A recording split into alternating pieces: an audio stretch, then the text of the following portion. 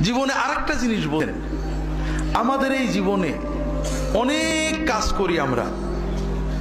কারোর লক্ষ্য উদ্দেশ্য এমপি হওয়া, কারোর লক্ষ্য উদ্দেশ্য বড় ডাক্তার হওয়া, বড় লোক হওয়া, অনেক উদ্দেশ্য আছে। আমরা অনেক কিছু করি, কিন্তু আবার সবকিছু রেখেই চলে যেতে হয়, ঠিক না? আরেকটা জিনিস বোঝেন, দুনিয়াতে কেউ আপন হয় না। যে বউ আপন, 2 ঘন্টা আপন থাকেতে 4 ঘন্টা ঝগড়া করে, আছে না নেই? যে ছেলে আপন, সে 2 ঘন্টা কথা শুনে তো 4 ঘন্টা কথা শুনে না, ঠিক না বেঠিক? যে ভাই আপন, সে ভাই 2 ঘন্টা আপন আর 2 ঘন্টা পর।